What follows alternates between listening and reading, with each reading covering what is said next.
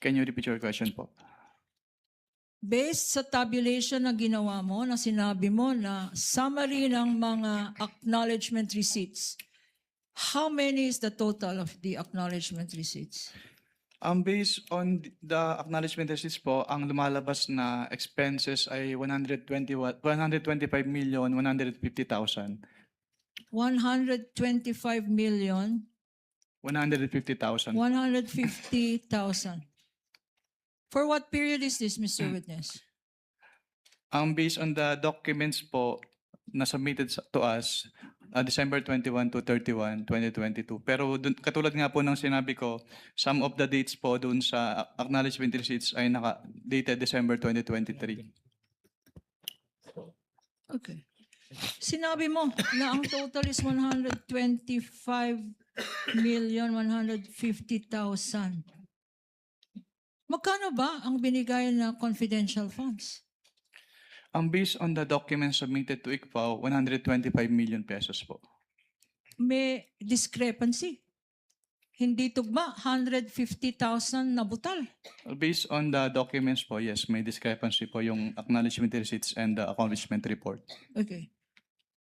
Thank you for your pointing that out. Ano pa ang dapat malaman namin sa tabulation mo?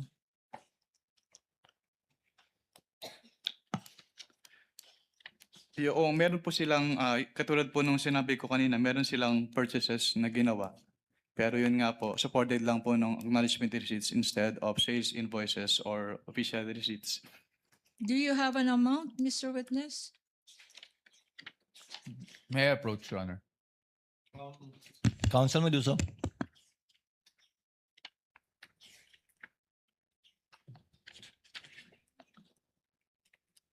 I think nasa notice of suspension po yung amount. May I be allowed po to refer to the notice of suspension? Okay. At This the, is a stipulated document, right, Council? yes, Your Honor, the notice of suspension is. The We notice will of suspension. we will ask again the question in due course. Kindly ask the question again, Council for the panel of prosecutors. Witness is asking for permission to refer to the notice of suspension to answer your question.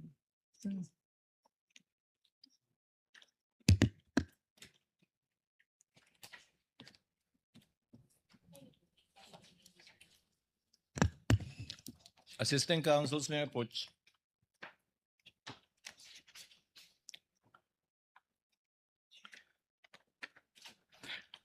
Based on this notice of suspension, actually